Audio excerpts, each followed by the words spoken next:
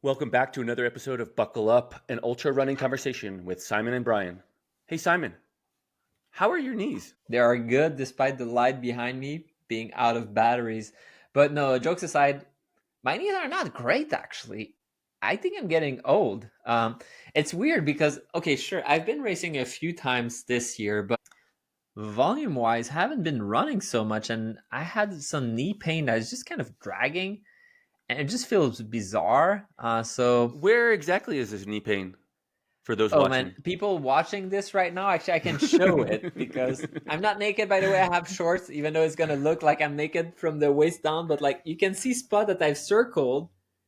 And today, throughout the days, my pain was just it's so pointed. I can be like the Mm, pain is right there, but it's moving, and I can't really understand what the hell is going mm. on right now. You think it's in my head? I hope it's in my head, but honestly, it hasn't been great. So I'm trying to be careful.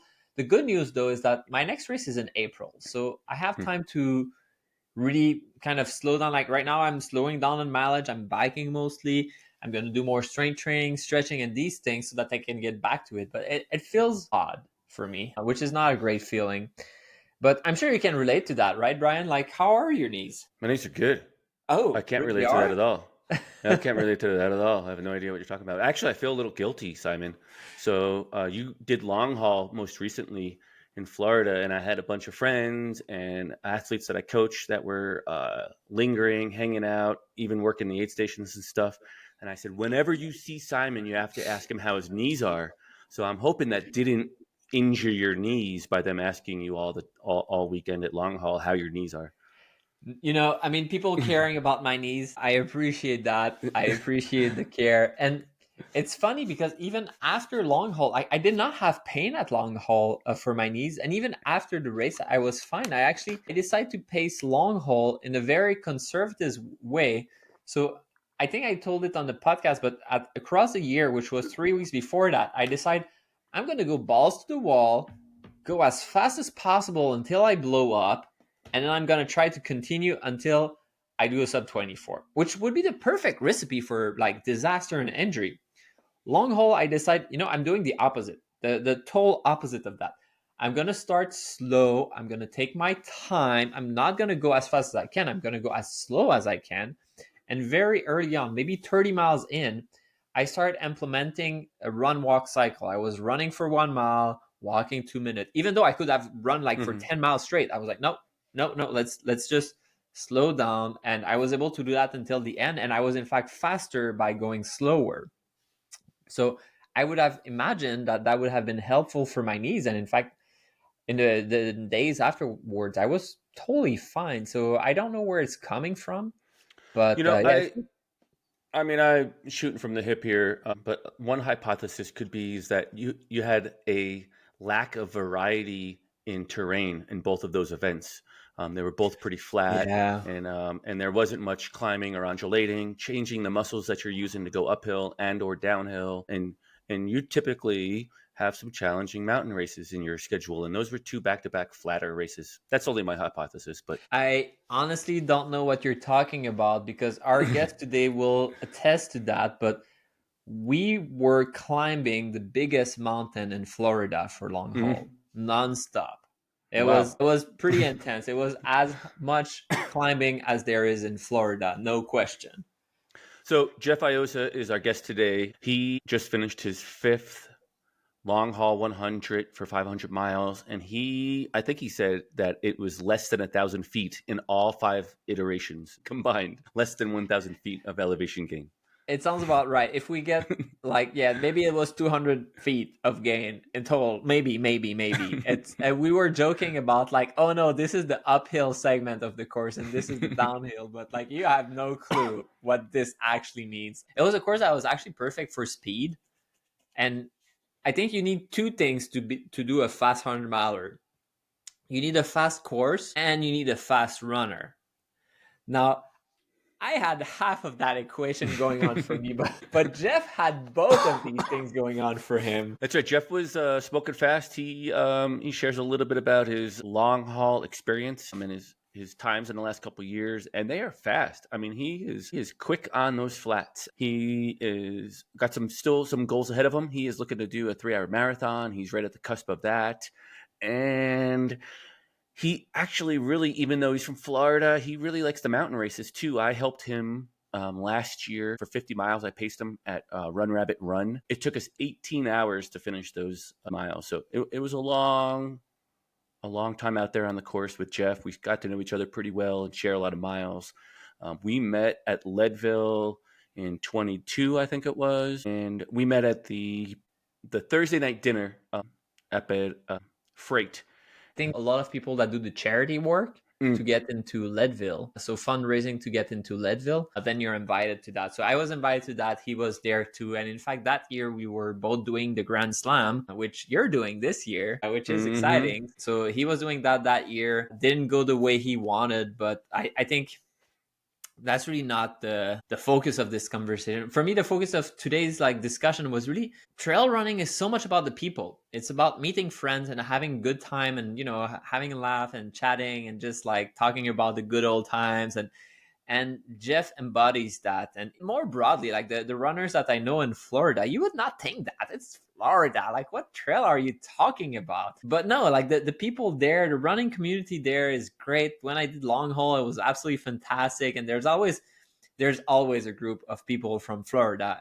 Whichever race I do, there's a group from Florida, and they're always nice. They're always cheery. They're always supporting. And I think the conversation today was really a feel-good conversation, which represented that so much. Yeah, exactly. We both know Jeff pretty well. I shared a bit of my experience with Jeff, and it always feels like, the conversation tonight just felt like three friends having a conversation about ultra running, and it ran long, quite honestly. And that's because it just naturally flowed. There was no agenda or anything. We just kind of shoot from the hip and talk about ultra running. So a great conversation with Jeff Iosa. Listen in, because somehow we have to get Simon a golden microphone trophy. So if you guys are listening and you want to help out with that, let me know. Find it on Amazon and send me a link to it if you find a golden microphone. So we appreciate you listening and tuning in. Without further ado, here is Jeff Iosa.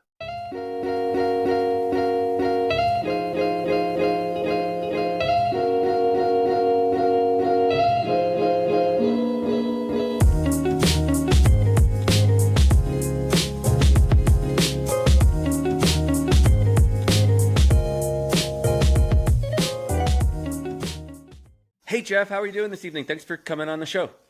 Doing great. Glad to join you guys. I just saw you this weekend. I jumped onto a little live stream that you're doing, a Florida Last Man Standing announcing. You were doing the live stream for that. So that was fun. I'm so glad to see you again. It's a Monday evening, and so I just saw you Saturday night. Yeah. Thanks for jumping on. Trying to fill all that dead air. I needed someone else to jump in. They were tired of looking at me. Jeff, Simon and I know quite a bit about you. We're all in the same group of friends. We've hung out quite a bit. I think I spent 18 hours with you on the course for the Run Rabbit Run 100, pacing you for the last 50 miles in 2024. But our guests don't know that much about you. So tell us a little bit about what you do, where you live, and what that looks like. Yeah, I'm Jeff Iosa. I'm out of Florida. So I am from a little town called Dunedin, which is right next to Clearwater, which is famous for Clearwater Beach, which is in the Tampa Bay area. So we're on the Gulf of Mexico. We still call it the Gulf of Mexico. Haven't switched names yet.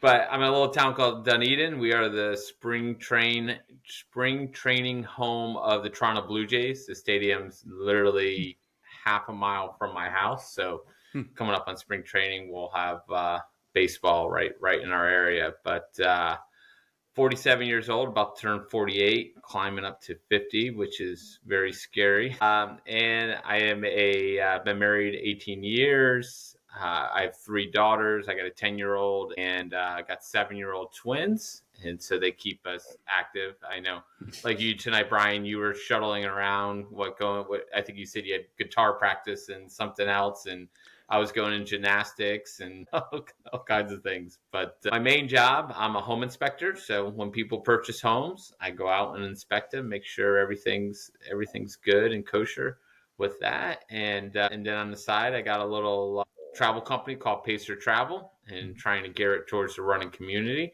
and helping people if they're going out to races and stuff to help them plan their travel. And we kind of dab in a few other things like live streaming some races here in Florida and stuff like that. Yeah. I think an important detail here, and correct me if I'm wrong, but you don't have a podcast, which will be very relevant for the fastest fastest podcaster of long haul. So we were not competing officially. But yeah, I mean, I think it's always important to talk about these, our life outside of running, because we're not professional, right? Like, we're normal people, but we enjoy running. And I'm curious how you got into running yourself and eventually trail running and ultra running. Long story, but I ran a little bit in high school, cross country, wasn't the best runner, just used running to get in shape for the soccer season. Loved playing soccer. And then basically was on and off. After I graduated high school, I would do a race here and there and just never consistent. And one, I want to say like maybe 2011, my wife and I were at Disney World on marathon weekend, and we happened to be walking into Epcot while the marathon was going on, and I snapped a picture and put it up on Facebook and said, one day I'll run a marathon. And then the very next year, my wife, she ran the Princess Half Marathon, and when we were there that weekend, I said, that's it, I'm signing up for the marathon. I always had it on the bucket list, always wanted to do it. I signed up for it, but didn't train for it. I think I logged 130 miles of training. I started September. The race was in January, and I just totally bombed the race. Like, I'm like, oh, I could go sub 4 hours, and I ran a 4:40. I hit 18 miles and walked the last 8 miles in. It was horrible, and I know the exact spot I walked because every time we go to Disney, we pass that spot on the highway. I'm like, that's where Dad walked. So I kind of got pissed, and I'm like, I'm going to do this again.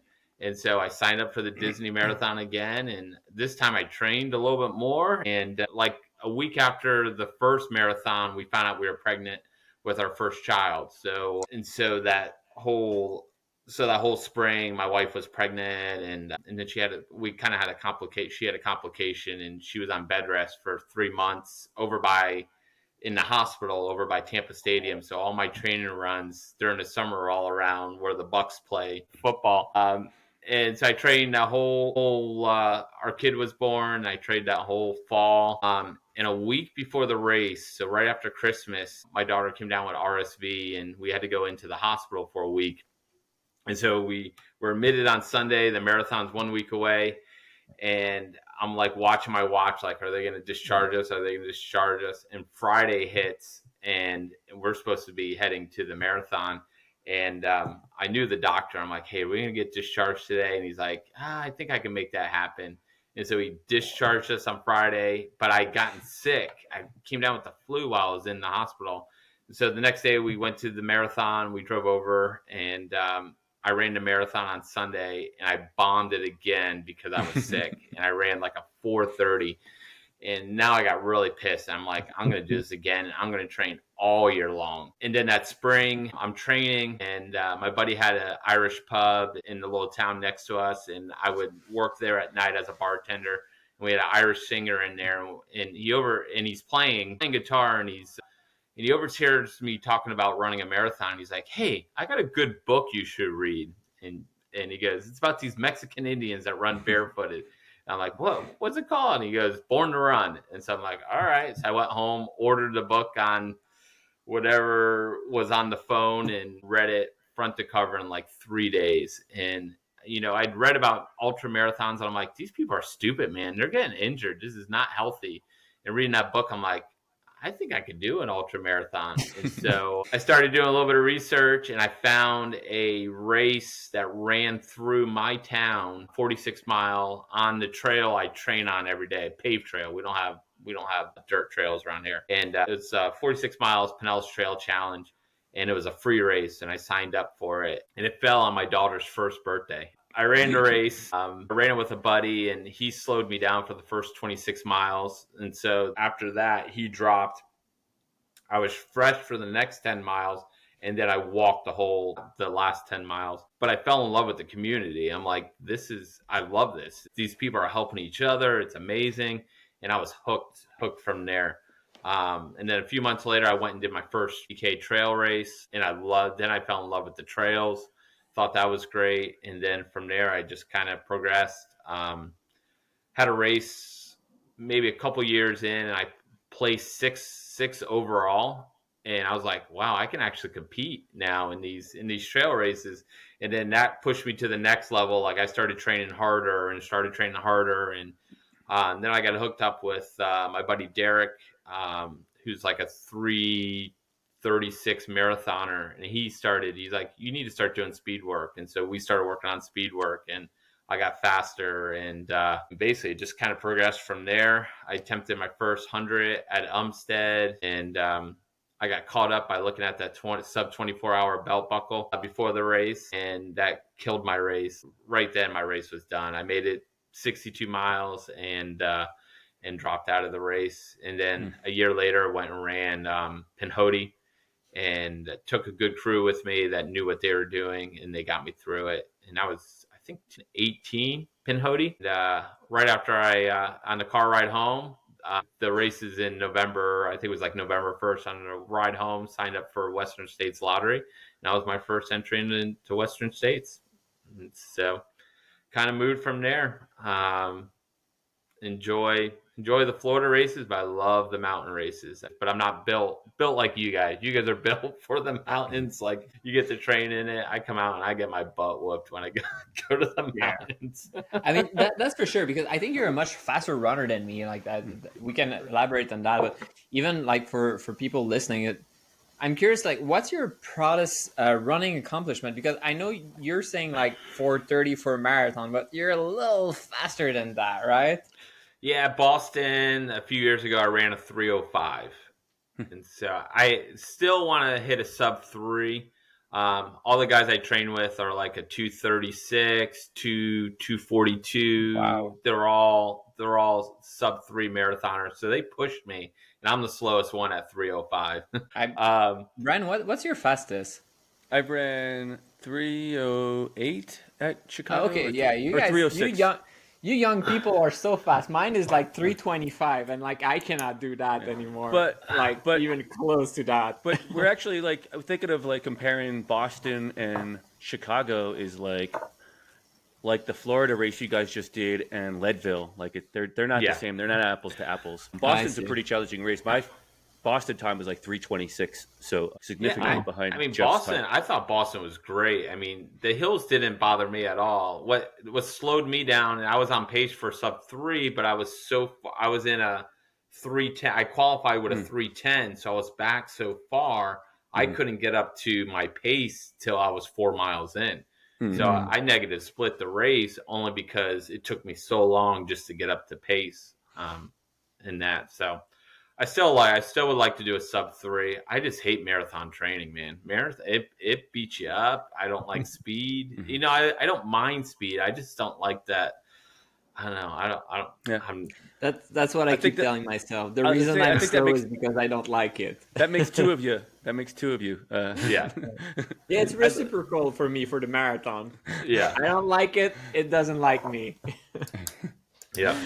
Yeah, well, it's impressive. But you've done 100 milers too. I'm curious. I think where we met was actually Leadville. And when did that get on your radar? Because obviously, Born to Run and Leadville, there's a direct connection there. So, was that a dream for you to race this one? No. So I signed up for Vermont. I got into the Vermont lottery in 2020. I got into Vermont, and then of course COVID hit, so they canceled Vermont.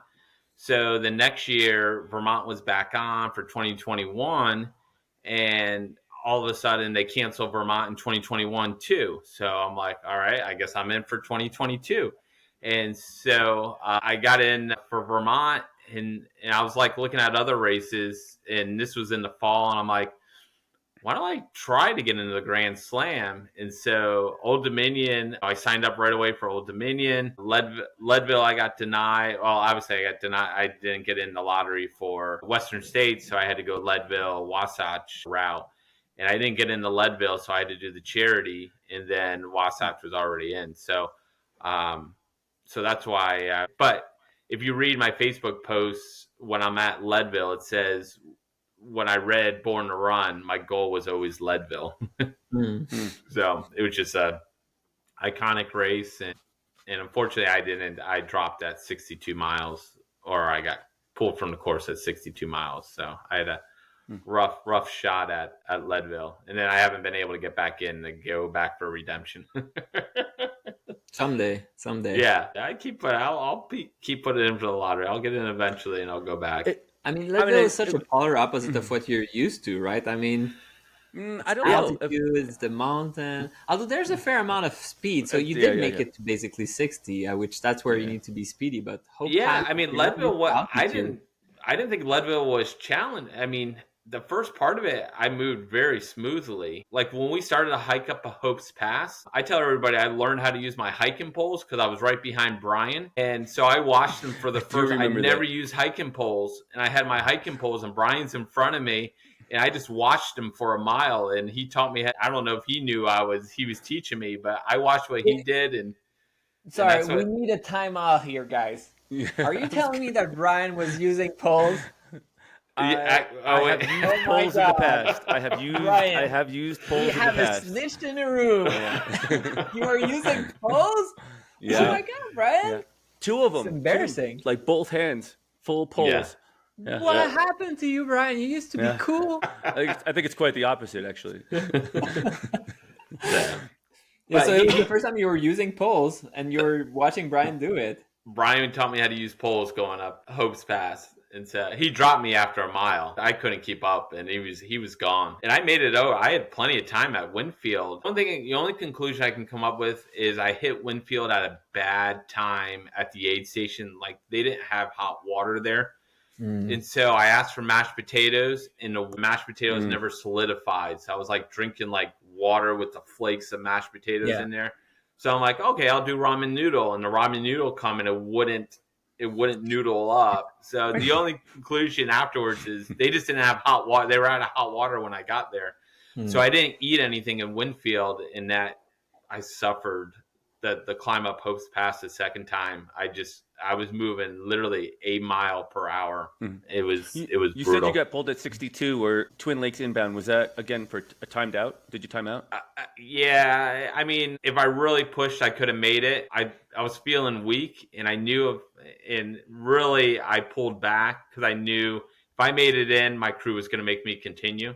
And so I pulled back so I would get cut from the course.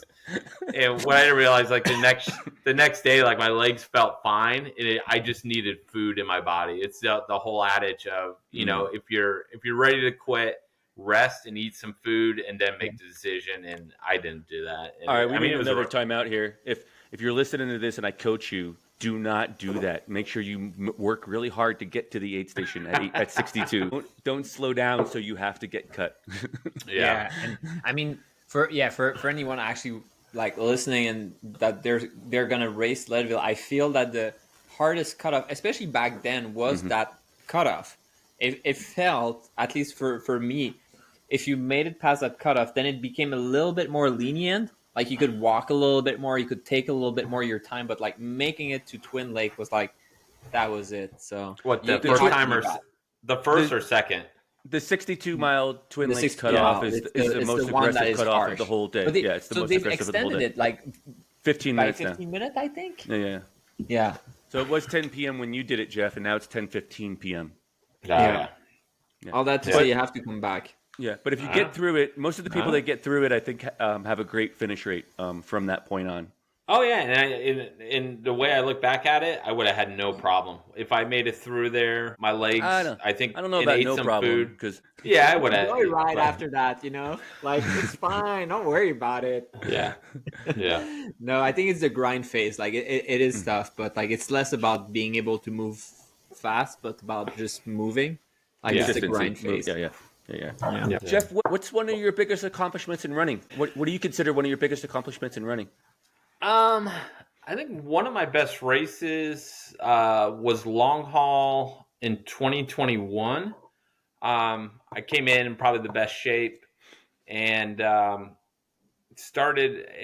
consistent all day and moved up through the pack. all day. And at one point, I think at 70 miles, I was second place behind Harvey Lewis. Oh, wow. I think the highlight of my career was Harvey's crew on their Instagram said Harvey's in first, Jeff Iosa's in close second behind him. I'm like, yeah, I got on the same Instagram as Harvey. Yeah, and then I ended up one of my best friends, Luis Gomez. He ended up overtaking me at 75, and both two of us had moved up all day long in the pack. He finished second. I finished third in 17:35. So Wow. that's my fastest 100 mile. 17:35. What's that? 17:35. 17:35. Yeah.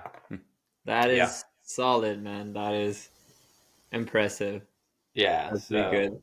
So it's good. And then to follow that up, like this year, I got my 500 belt buckle at long haul. So that's to me a big accomplishment on that.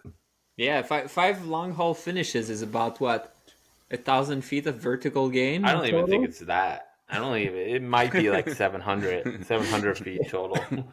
Yeah, but and really fast, right? Like I think you told me you're the second fastest person to have 5 finishes, and like the first place is cumulative not 5. it's a Cumulative big 5. Yeah. So at all 5. So Harvey Lewis is number 1, and on my 5th I would have had to gone 2 hours. I needed a 2-hour finish time to tie him. So I think 17 hours behind Harvey Lewis for 5 times at long haul, and then I think it's a big gap after that.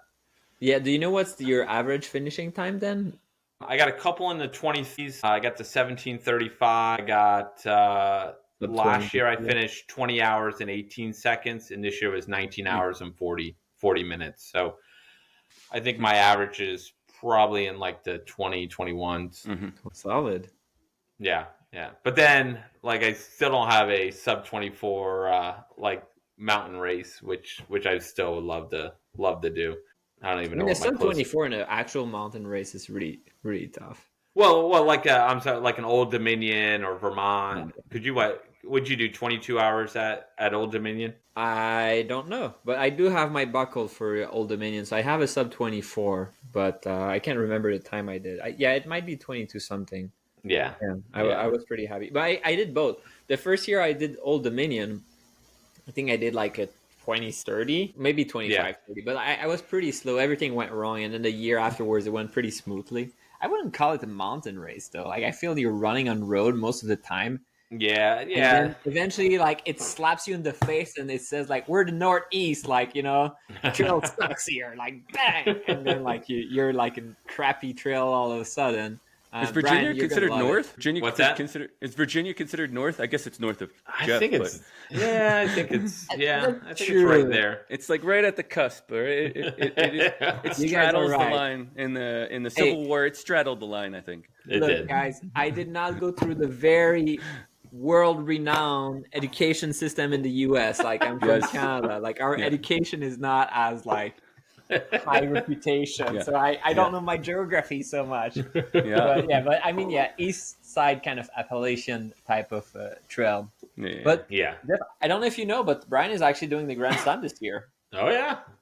Yeah, we Yeah, talked a any little bit advice about it for this him? weekend, but I finally got in, and I'm not doing Western, so Oh, you didn't tell me. Did you get into Wasatch? I didn't. Was but that I just got, a thematic? but I didn't get in. I didn't Yeah. even get drawn, and I thought I'd give them a buffer and let them figure out their things. And sure enough, I was correct. They sent me an email a few hours later, and they said I have a provisionary entry.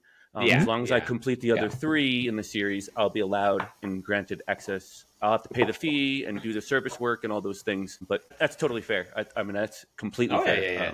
Yeah. I like that about Wasatch is very accommodating. I don't think I'm trying to think. None of the other races were.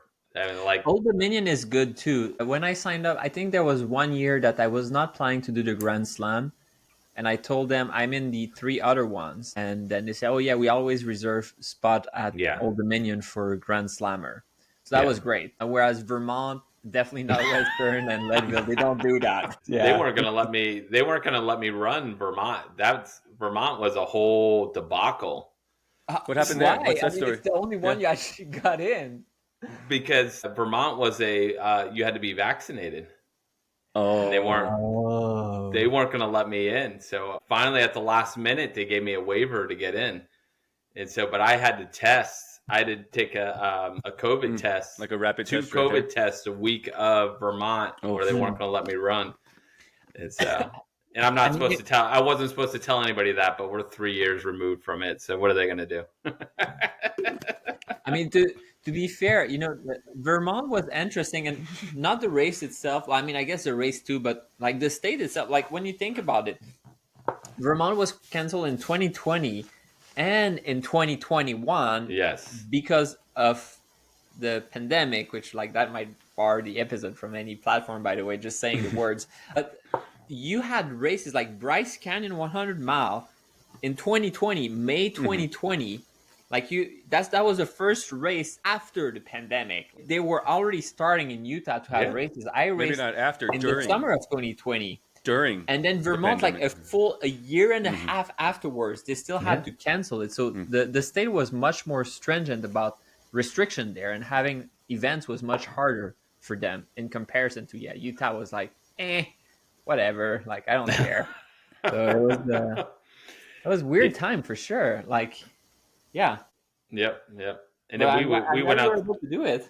We went out to the Western States Lottery, I think in 2021, and we showed up thinking California was like all shut down. We have masks on, and no one has masks in there. And we're like, what the heck's going on? We're like, our news is talking totally different than what is actually going on. Well, so I live in California, right? So I can say that, and I'm sure you can say a lot about the Florida man story, like you're actually there, so you know how much is true. But in California, I think what's interesting is that you have centers that are like San Francisco that's something you hear about a lot politically, and then if you go more inland, it's politically very different. And I think that might be one of the difference that you observe in these things. Like it's not homogeneous. Like it's a very big state in terms of how many people and the type of life that you have. Like someone living in San Francisco and someone living in the valley, it's not the same. Like it's really not the same, and it's politically will be very different. So then the way you adhere to these things will be different. But you know, it's in the past, guys. So my goal now is when I turn 50 in a couple years, I want to give another shot at the Grand Slam. Nice. All right. But that's a lot of fallen people. I figure Western States I'll have 256 tickets in the lottery if I don't get in before then. So there's a good chance I could do Western States and not have to go to Old Dominion or Vermont. I was going to say you're not in any of them right now. So if you were to pick 4 of the 5, which 4 would you pick out of it if you had all the lotteries in your favor? Like I definitely want to go back to Leadville, but I don't know if I would want to do Western States. Like I don't know if I want to do Western States in the Grand Slam, because I would want to go. If I did Old Dominion, you don't have enough time in between. If I go to Western States, I want to put it all out there. And I feel like putting those two together is tough. So I like the route of not having Western States and doing the other ones. But then some people think, oh, you have to do Western States to be an official Grand Slammer. And I mean, I kind of just disagree with that. But I don't know. So I like the route I did. I like what you're doing: Old Dominion, Vermont, Leadville, and then Wasatch, because I think they're spaced out perfectly. Western States just throws you right off and puts you right in the middle. I mean, it's if you're not going out there to race, or not race, but get a good time at Western States. You just want to finish. Then Western States is like I would probably do. I don't know which one I would do without. Obviously you got to do Wasatch. So. I mean, the odds of getting in the Western twice are slim to none. Never mind once. Yeah. So it's not like you could do it one year and throw it down, and then come back the following year and add it into the Slam. Yeah. So do you know how many people are in the Grand Slam, Brian? I don't. I went to Ultra sign up over the weekend, and I paid the $90 to be a Grand Slam participant for the polo shirt and the eagle statue thing. Those things that Simon's pointing to in his. Man, he's got one straight on and one profile. Look at that. Yeah, it was perfect. I don't think it's on purpose. I think there. I think you just I thought there was slapped it only four. randomly. I think there was only four listed, but with Wasatch just coming out, I'd imagine that list is gonna start to evolve Yeah, I and think so come too. alive. Yeah, yeah. It's I totally get where you're coming from. Like, I also agree. When I get into Western, I want to do sub 24. Like, that's Yeah. what you're supposed to do. And to do that, like, I mean, I've raced enough to know that if I do Old Dominion 3 weeks before Western, like, it won't prevent me from finishing, but it might prevent me from doing a sub 24, and it will feel like a waste. At the same time, if I get in Western, I think I'm doing the Grand Slam that year, because it's at this point, it just feels like it's statistically very improbable to do the Grand Slam. Like, I think it's getting tougher and tougher. Yeah, like, you need to sign up for all of the lotteries and hope for the best. And I mean, no hard feeling against Vermont or Old Dominion. And Old Dominion, they reserve spot. I don't know if they've changed, but in the past they would reserve spot. But, like, I'm not planning to sign up for the lottery at Vermont if I'm not doing the Grand Slam. I've done it already. There's other race in the middle of July that I really, really, really want to do. So I'm not going to commit to that unless it's for the Grand Slam. Then I would do it. And if I had to pick myself, having done it, I think if I could, I would just pick all 5 of them because it's giving you flexibility. The reality is that the reputation is that the race that is the hardest, like the hardest way to do the Grand Slam is to do it through Leadville, which, technically speaking, like, basically what you do, you have 5 races, but you can pick which one you don't do, which is either Old Dominion, Western, Leadville, or Vermont. But the reality is that the probability of getting in Leadville and Western is like 0. Yeah. So most people, is either they do it by doing Western or they do it by doing Leadville. And doing it through Leadville is what's a little harder. But, like, the easiest way would probably be to do, like, Old Dominion, Western, Vermont, Wasatch, which also is spreading them a little bit. Yeah. But Well, I mean, the good thing is if you can get into either Vermont or Leadville through the lottery, you can always do the charity route. Like Brian's doing the charity route through Vermont. I had to do the charity route through Leadville. So there is a little bit of leeway there. And Old Dominion's never. I mean, it's going to sell out. But if you're planning on doing a slam, you just sign up Old Dominion within a month of it opening, and you're in. Yeah, so. I signed up with 10 spots left, and it is currently full. But whenever I signed up in December, I think it was 10 spots left, and I just thought, before it's an issue, let me just get in.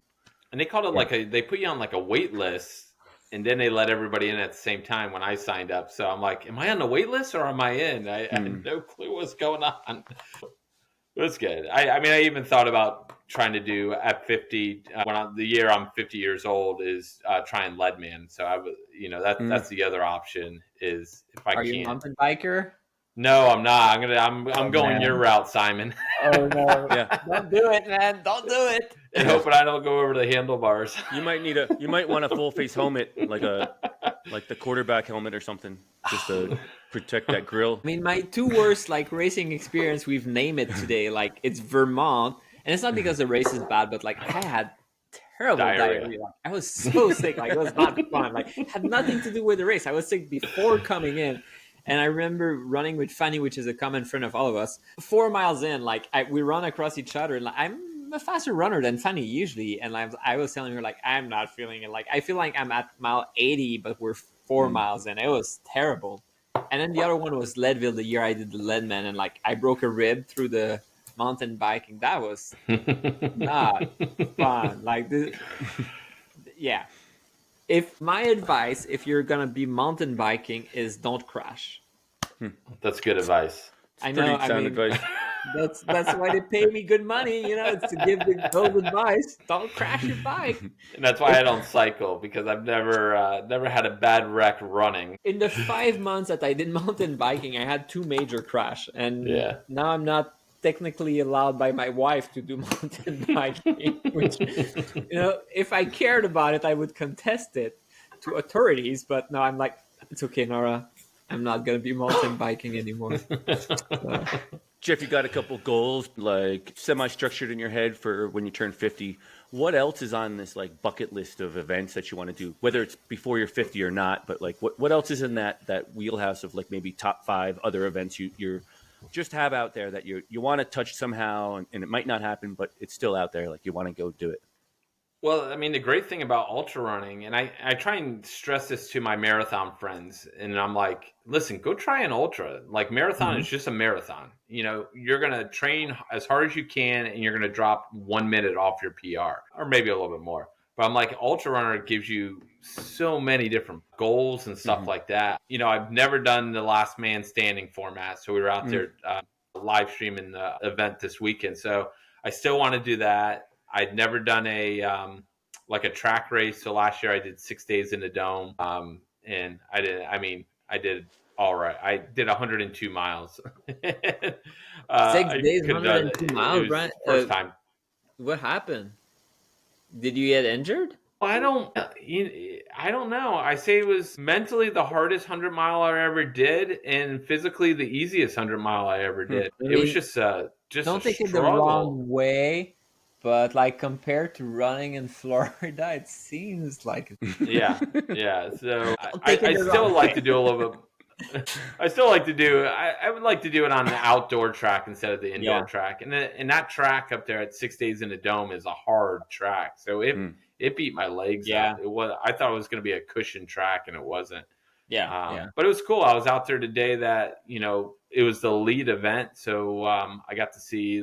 We were set up right next to Zach Bitter, and so it was cool watching him and all the other guys, all those other fast guys out there.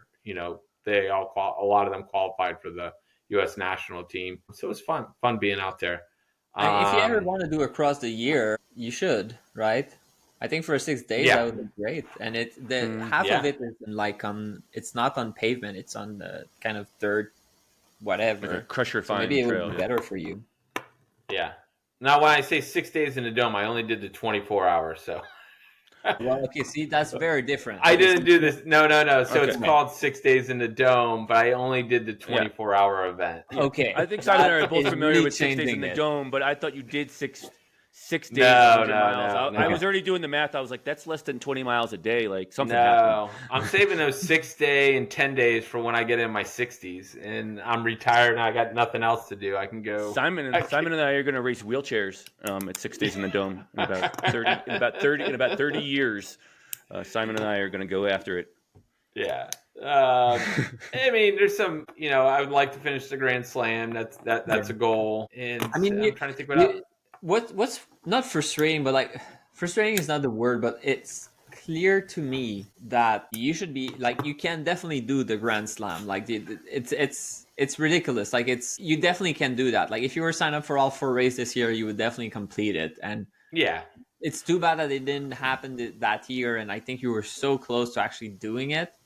That's like snap. Like it just like. But yeah, I really hope that you do it someday because yeah, yeah. get you one of We those. haven't. Florida hasn't had someone complete the Grand Slam since 2001. Oh So wow, Mm. really?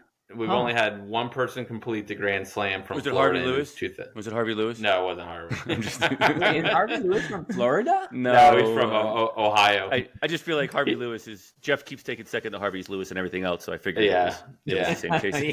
Yeah. We don't know what it is. He loves coming down to Florida to run long haul. What about So- what about bad water? I feel you'd be pretty good for that. So No? bad law. I got to put that resume together. I think Brian, were we talking about this on Saturday night about Yeah. bad waters? And so I'm like, I don't have the resume. I've never volunteered out there, but all you got to do. I mean, Keys is a good one to get in. The Keys 100, or we got the Daytona 100. So Keys just hasn't worked into my schedule. Honestly, I think the easiest way is also the hardest way for me to get into Badwaters is to go win the Keys 100. But I don't know if I could do that. I know I could podium down there, but I don't know if I could win the Keys 100. We And had this year it hypothet- doesn't. Yeah, we had this hypothetical conversation, Simon, on Saturday on the live stream where Jeff and I were both going to win it and then show up to Badwater next year. We were going to hold hands across the We were finish gonna- line. So you've never done keys at all? No. Okay, but you had friends, right? Because I feel like somehow I connect you to keys a lot. Omar, So our buddy did it. Omar, ran Yeah. Keys a few years ago, and I crewed him. And I wanted to do Keys this year, but Eldon Crest is the week before. There's 9 days in between, and I can't. That's up Simon. I know. No, I know. and I mean, but Eldon But I'm not Crest, going you're to not even Keys. going on top of Eldon, by the way, just so we're I clear. know. Like they should really rename it. It's the Elden go around. to go around. The circumnavigation. Yeah. So, but if I just want to finish keys, that's I would go do it. But I don't want to finish keys. I want to race Yeah. keys. Yeah, So I get what you it mean. just doesn't fall in there. So But we're talking. you have a good resume. That's the thing, right? Like, I mean, 17-hour, 100-mile, like, it's something that speaks volume. And then you add on top of that keys, which is very close to doing bad water. Yeah. Like, whether you win it or not, like, it's very close. So, I mean, I think. I mean, it's hot down there, but I don't know. I haven't been to bad water, so I couldn't tell you. I heard some people say that keys is harder than bad water. Really? So I don't know if it's true, Well, but I heard maybe because people. it's a 30-hour cutoff versus what's the bad water? 48. Is there even a cutoff, right? Like, it's 48 hours or something. Like, Bad waters has a very high percentage finish rate. It's like bad water. Like, the only time you can get cut off is like at mile 40 or 50, which is like a decently fast like 40 or 50. But after that, you could literally walk the whole way, and you'll be fine. Like, it's not so bad, really. No. So I did. I should apply. I already missed it this year, but maybe next year I'll apply. What's your dream mountain race, Jeff? I know you like the mountains, even though you're a flatlander, and I know you like to come out. We just did Run Rabbit Run last year. So what's on the top of the tier for the dream mountain races? The same one everyone. Well, I know you guys don't, but I mean, Western states. I'd love to get into Western states. I was in. Got in I was in the Hard Rock Lottery for the first time. Do I deserve to be in the Hard Rock Lottery? Probably not, but why not? Well, I finished Run Rabbit Run, but I don't think I had a good time at Run Rabbit Run. It's hard. We just had Dale. I know. I listened to it. Be careful about what I say, but I feel that Hard Rock is very tough course, but you got 48 hours. Yes. Like, I think you have some leniency there that makes it very reasonable and accessible to people, which I think is great. Like, that means that a lot of people can have this crazy adventure. So I think the like worthiness of being in a Hard Rock trail running is not about being the fastest necessarily. And I think you point to that towards marathon running, right? Like, oh, you're shaving 1 minute, and I think it doesn't really matter for ultra running unless you want to win, which you're definitely more competitive than I am, right? Well, you talk about winning keys. You talk about running faster than Coach Brian, like, you're very competitive. I'm talking about being competitive on a flat course. You put me on a mountain course, I'm not competitive at all. I mean it's true that Hard Rock would be your nightmare race, like, or dream race. Like, it's the polar opposite of what you're used to. Yeah. Right? Like, it's technical, steep crap at altitude with nice views, though. So you have that. I think your race scares me more than Hard Rock does. I think you guys talked about that too. You guys talked about that I think that race really scares me. I have hopes and dreams of going back someday, but I don't know if it's anytime soon. I don't know. And if I don't go soon, then I don't know if I could finish it, quite honestly. I mean, you really feel one of these races that it does depend on like factors that are outside of you if you're gonna finish. Like, if you're a fast runner, you'll be fine no matter what. But we like Grant, you did what, like 49 hours, 50 hours? I think I did 48, 49. Like, we're basically the same. And it's like, well, it's crazy thing. We only had like 2-3 hours buffer to finish. If you have a very bad storm on a mountain pass and you cannot go, it can delay you by 2-3 hours. So like, what are you gonna do about it? Like, there's nothing you can do about it. Yeah. So that makes it a little scary, and it's legit, like, not mountaineering. Like, it's not super technical, but it's legit mountain there. Like, you're at altitude. It is technical sometimes. Like, going down some of these like places, you're going at 2 miles an hour on the downhill. Like, you're not running downhill. You're walking, and you're like. I've lived in Colorado for 27 years, and I've seen a lot of trails in 27 years. And I was taken back by one of the trails going up Twin Peaks. I couldn't believe it was the actual trail. I thought somebody moved the markers. I thought they were messing with me. And I couldn't believe it was the actual trail. I mean, basically you were like bush jungle, like you were just walking through the bushes, but it was like super steep. And I was like, man, like I keep seeing flagging. And eventually I saw somebody in front of me. So yelled to them, and they said, You're yes, on- indeed, you are on the right trail. Of course. I was like, there's no way. Like, we were just on this really nice buff trail, and also we just turned off of it and just started walking straight up. And I couldn't believe it. Like, I've not been on a air quotes trail like that in Colorado before. I think they just made that up. But we have nothing. We can't mimic that in Florida. There's no way to train for that. So you get like Run Rabbit Run. You get thrown into a 6 mile uphill, and it's just go. And I'm just getting people from out there just blowing past me because you guys are used to it, and it's tough. It's definitely humbling going out running. That's why you don't see many Florida people out there in the mountains. They stay in Florida where it's flat. Well, what about, are you far from Georgia? Because I know Michelle and Lindsay, they'll be at Cruel Jewel this year.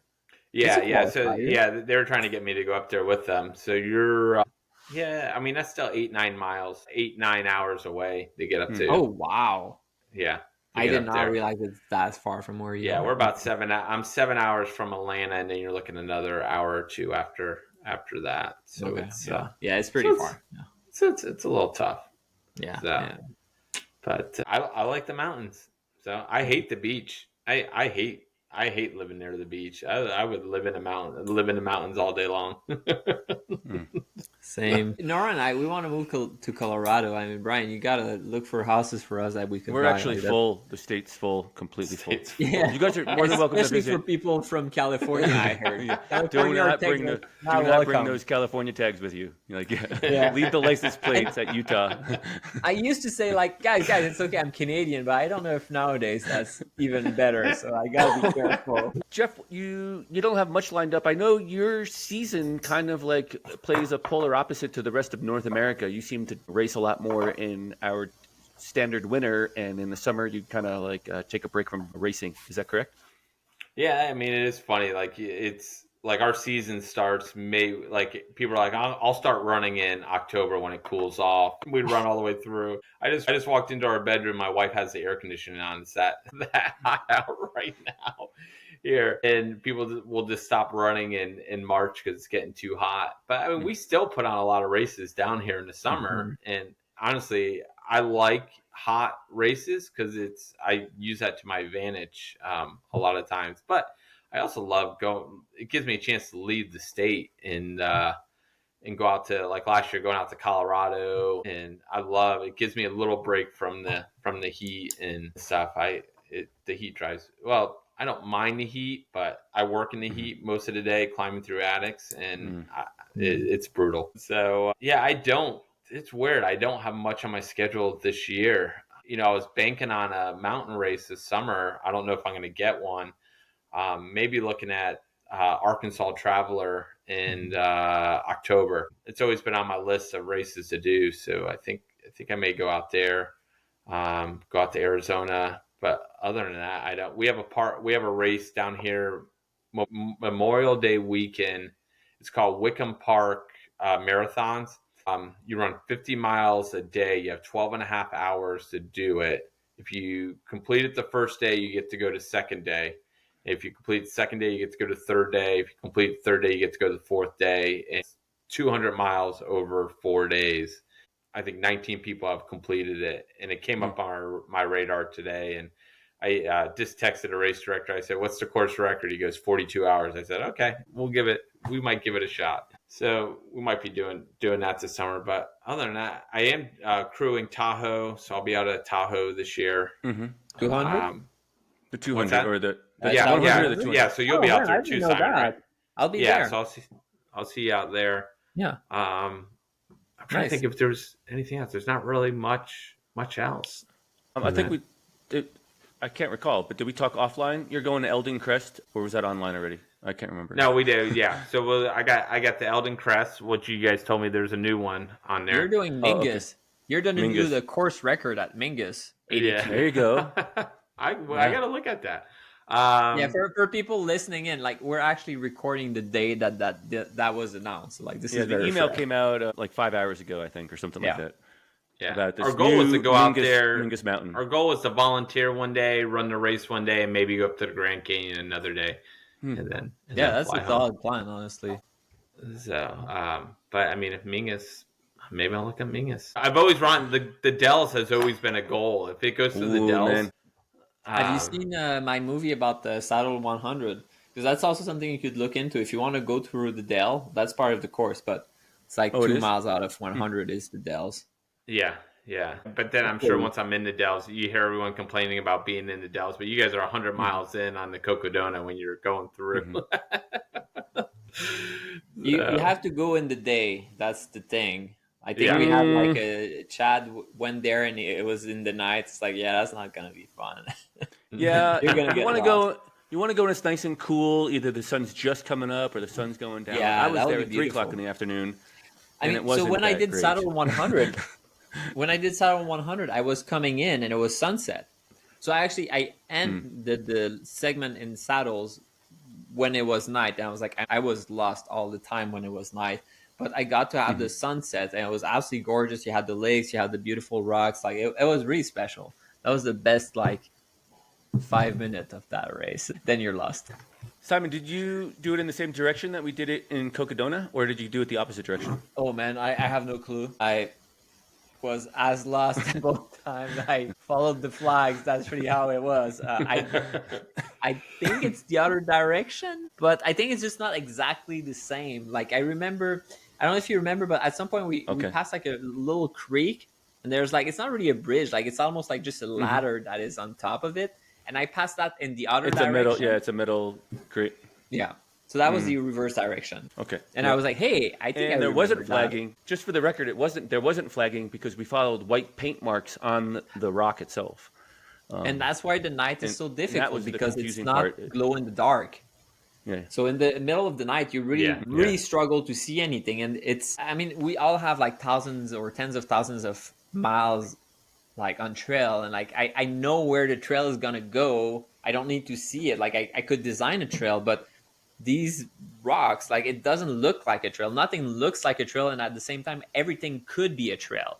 So you really don't know when it's gonna turn. And if you see it during the day, you see the arrow that says like now you're supposed to turn left. But if you miss that arrow, you could continue forever in one direction. So it's very, very odd. And nothing is so technical that it's like, well, there's no way, like this is a cliff, I cannot do it. It's like, no, I could continue that direction also. So figuring out where you're going is kind of tricky a little bit, Hmm. but made it Okay. special. Still better to do it during the day. No question there. Yeah. Yeah. At this day and age, I remember using my GPX file, and it kept me on course, even in the tight it, turns and everything. it must It have been worked the well, middle of the day surprisingly for well. you, right? It must have been really hot, right?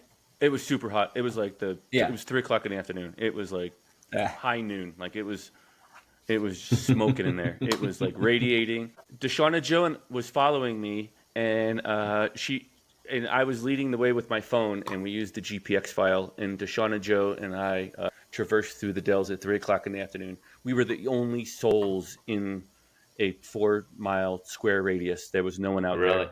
Yeah, it was insane. Yeah, and I think the GPX file is the only thing that got us through, or we would have been so Yeah. lost. Well, you bounced back in that race, I did Brian. bounce back and finished. Yeah. I mean, I finished strong, but I was so far behind it wasn't strong by any means. But Yeah. whatever. Yeah, I got it done. And I mean, you had 20-hour I'll buffer. do be it. back out You, there as you're well. not close to dropping. You Yeah. know, let's guys, let's give us all credit. Yeah. We're all great runners. You know, Jeff with his like 305 and like 17 hours. Like, come on, guys. Like, we're too humble a little bit. Like, let's say it. You know, Well, we don't use rock. my 305. I don't want my marathon time. Go with my 17:35 at long haul. Yeah, I'll take and that one. 17 is crazy too. I mean, Yeah. shit, man, that's Yeah. fast. Like, that's really fast. Like for people who need to like. So that's about like a 10-minute mile, and then there's a little bit of pooping and like aid station. Like that's average 10-minute mile for like 100 mile. That's what it is. Yeah. So it's fast, Yeah. man. Like that's no walking, and it's jogging at a good pace. Well, I mean, I don't mean jogging like insulting, but like it's not slow at all. So No, that's impressive. I think I was very well trained that year. This year, I did not feel very well trained. I mean, I ran well, but I don't think I was. I did the walk run approach right from the start, and it worked out really well. I'm curious, what's your take on 200? Because you did the Florida Trail, right? What's that? You did the Florida Trail, right? At some point? No, so there's something called Across Florida, and it runs on some of the Florida trail, but it runs from one side of the state to the other. And it was a 200-mile virtual race. It was supposed to be a real race, and then COVID hit, so they made it virtual. So next year they're finally going back to the race format. But yeah, so I was going after the course record and going across the state. And the course record, there was room in there to break it. And then a week before I went, someone dropped 8 hours off the course record. I still attempted it. And I was still on pace through 150 miles, but no sleep, going 36 hours with no sleep. It caught up to me and broke me down mentally. And I fell behind, and the goal was always to break the record, not to finish. And so I timed out on that. Have you considered just doing I a still would like 200 to go mile? back and attempt it. Oh, yeah, breaking the record?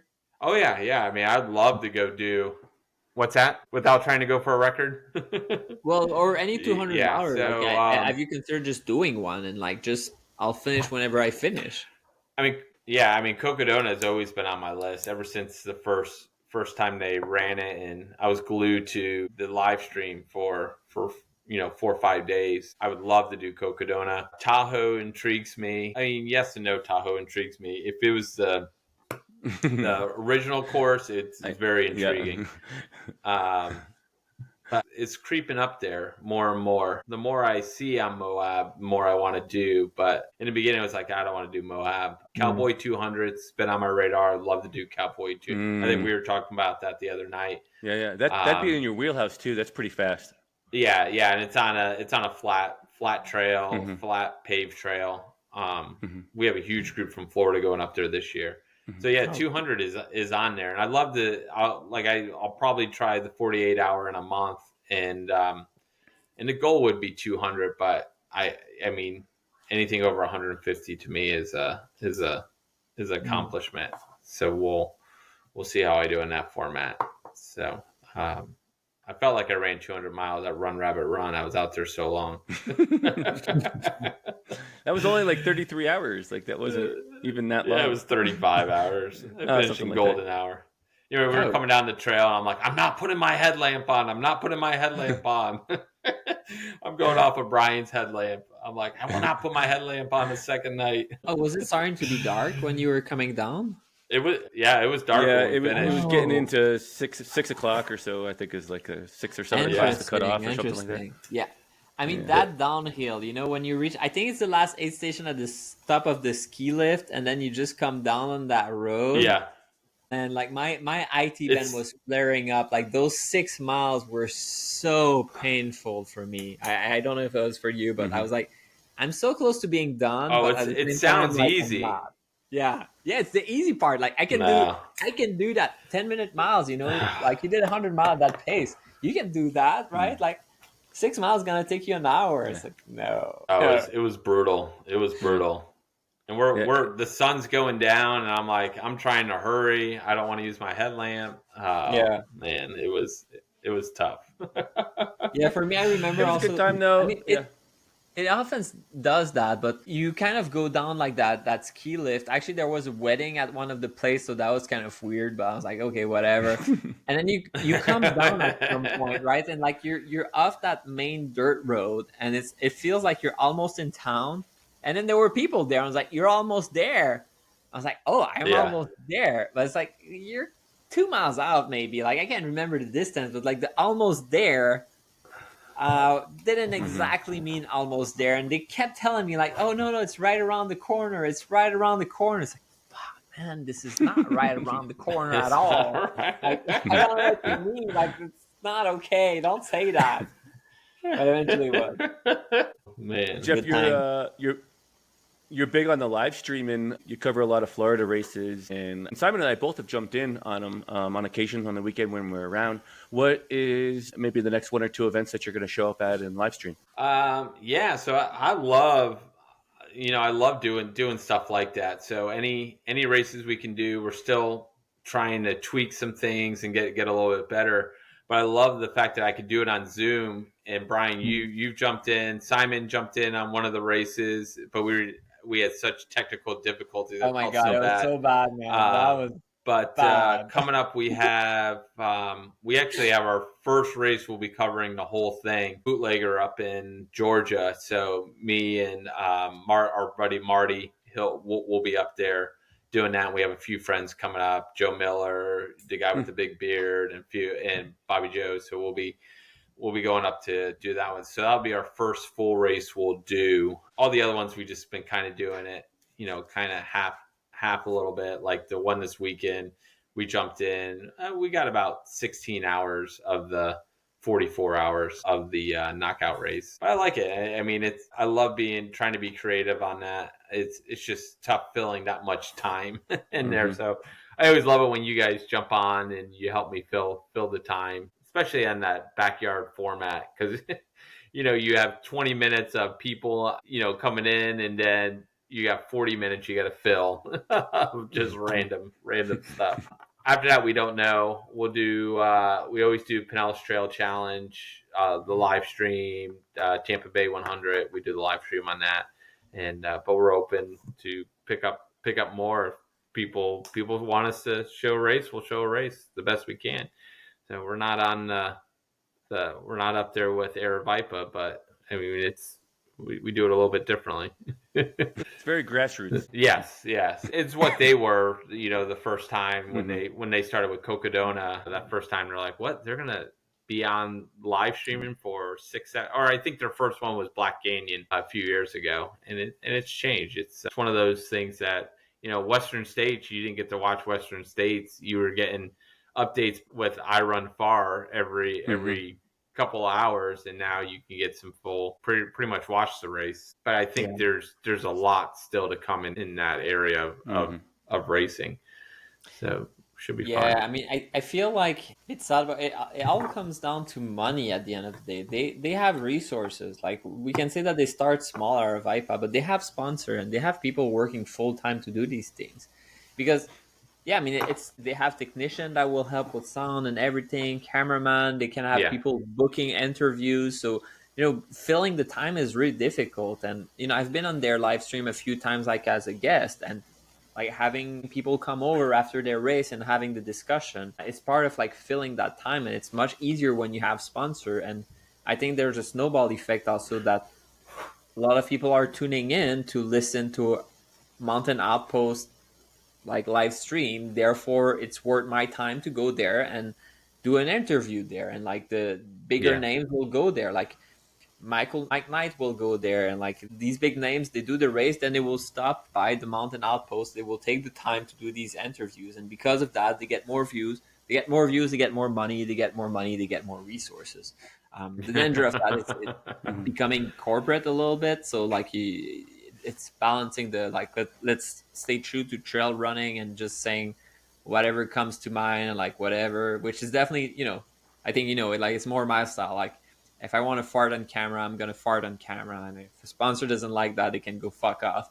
But at some point, if you get more corporate, like you can't do that. You can't just say what comes top of mind. Like you need to be nice about these things, and it can be a little bit difficult. I think they've stayed true to their spirit to a large extent, but it's hard to compete against that. You can't. You just can't. So you do it different ways. I can bring you guys in from across the country, or anybody that had a cell phone. I'm like, I could, we were checking in at other races. There was another race going on in Florida, and I was checking in with runners that were running that races. They would just pull up their phone and they would zoom in, and I'm talking to them in the middle of the race, and we're showing it right on the live stream. So, I mean, I'm trying to do it in a different way using the cheap resources we have, people's cell phones and stuff like that. I think it's interesting, but I mean, there was times the other night, it was just me really, because I had Marty with me, but he was crewing one of the runners. And cooking food for everybody else. So I'm trying to do everything, and I'm eating on camera. Tonight my wife's like, make sure you don't eat on camera when you're talking to the guys. And I'm like, what are you talking about? She goes, you were eating hot dogs on the live stream. I'm like, I was only me. What else was I going to do? So we try to make it fun. So, it's great. I love it. And you know what? I mean, it shows like the depth of your Florida community, because because you guys Yeah. are thick, quite honestly. I don't know.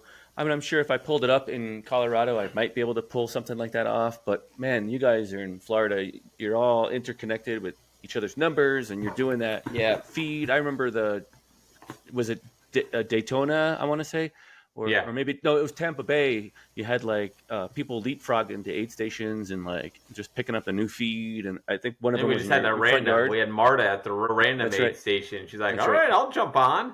Yeah. Yeah. Yeah. I mean, I love that. Yeah, and it's true, Brian. You're totally right. Like you guys from Florida, you wouldn't think there's much trail running in Florida because I'm sorry, but it's Florida. But like that's not true. Like there's a lot of you guys, and it feels like a great community. And having been there a few weeks ago for long haul, like that was like it's not my type of race, like a loop course, no mountain, in a campground. It's like, but I had a great experience there. Like I had a lovely experience running with Fanny, seeing you at the start, and then just like crossing you when you were so far ahead, and like everyone around. Like it felt like it was a rich experience, not for the like the course or the racing or the trail itself. Like that was like meh, to be super honest. But for Yeah. the people, that was top notch, and that made it very special. That made it like wow, like a great weekend. Like that's exactly what I was looking for. And like personally, I could say like I was in a spot where work was just insane. I mean, it still is, but like I just needed like a break. And trail is helpful for that. But what's even more helpful is a community that like is there for you, joking around, asking how my knees are doing, and like these sorts of things. And then you have Lindsay and Michelle, and like it was great, right? Like yeah, it's hard to describe. Like I wouldn't have expected that from Florida, but like it's absolutely true. You guys are awesome. Well, that's what I say. We don't have the fast runners down here in Florida, but we have we have the community. That But is you guys correct. ran good race. You had a good race. Fanny was 6th female overall. Really, I didn't realize that. Yeah, Hey, I was first podcaster. you were Just your first podcaster. He was second, and the other two DNF'd. Oh no. man, I smoked them, no problem. And that's why for listeners, that's why it's important to emphasize that Jeff, you're not a podcaster. I am not a podcaster. You're a YouTuber. Yeah. That's it. Doesn't I'm not count. a podcaster. I'm not a race director. I'm not a coach. I'm still waiting for my trophy in the mail. So I'm, Like anytime now. like a golden microphone, Yeah, that's what I'm waiting for. Yes, thank you, Brian. Yeah, I mean, it was fun watching you come down because a lot of people watch your YouTube videos, and so they all knew you were coming down, and it was a fun time down here. So we're trying to convince Brian to come next year, since he has so many. Brian would do very well there, actually, because Brian, you're a decently fast runner. We'll see. Oh, he's being humble. Listen, I'm not running next year, so you got a pacer right here. All right. Yeah. I don't know if I'll do it, but I got a pacer if I did. So. You got a pacer. You got a pacer at Keys too. Pacer and crew at Keys if you come down. If Keys, actually, I might take you up someday for that, because Keys, for people who don't know, it's the format is a little closer to Bad Water, where it's not just like you might have a pacer and that's cute, but like you have to have a crew with a car following you, right? Yeah, and they have no aid stations out there. Exactly. So it's a little very bit more, similar to the format of Bad Water format. Yeah, well, they used to have aid stations, and during COVID, they took away the aid stations, and they never brought them back. So if you don't have a car, you're basically kind of. I mean, if you don't have a crew, you're solo basically, 100. Yeah. And during the day, I mean, you can get by with a credit card, but at night, when there's no stores open, as you get farther down the Keys. So. Yeah, you need water, right? That's the thing. Like you can't just carry There's all of your water. It's hot out there. They're on the causeway. There's a ton of water, isn't there? Totally, Brian. Go for it. You're in, Brian. The Florida crew will embrace you guys if you come down. Any race you ever do in Florida, we got you covered. So why I'm hesitant on long haul is if I had one shot to go down to Florida, I would actually jump in the Keys as opposed to long haul. Yeah, Keys would be Keys is on my list. When I asked you about your list, Keys is on my list. It'd be a great qualifier and segue into Bad Water as well, just to fulfill the requirement. Not that I would win. But the great thing about long haul is long haul, I love long haul. It's an early qualifier. So like I'm done for the year. So my goal every year is either long haul or Black Canyon to get that qualifier done early, so I don't for stress Western out the rest of qualifier. the year. For You're talking Western, about. For Western, yeah. Okay. Yeah. Yeah. No, It's long the haul only- is not it's the a only long Western haul is state not a hard qualifier, rock right? qualifier. Sorry? Long haul is not a hard rock Yeah. qualifier. It is not. We just had Dale It on, is and not. we actually discussed that. We tried to work the angle, but he didn't go for Dale it. didn't exactly answer what made a hard rock qualifier, but I think there's not enough vertical going up. I was interested if he was going to mention, if you guys were going to talk about why Grindstone is no longer a qualifier. There's a few races that were removed, and I asked the question, but I didn't want to press because I think it can get political very quickly. You just need to name the races that are not anymore. Yeah, and which I figure I kind of know what it was, and I'm okay with that. I have no problem. And I think it's a lot not of the people. only one. I think that? last year there's 2 races I think I did that are not hard rock qualifier anymore. Yeah. Well, Lindsay signed up for Grindstone because he needed a hard rock qualifier, and then he found out it wasn't. And so he had to pull out and get into Run Rabbit Run last minute.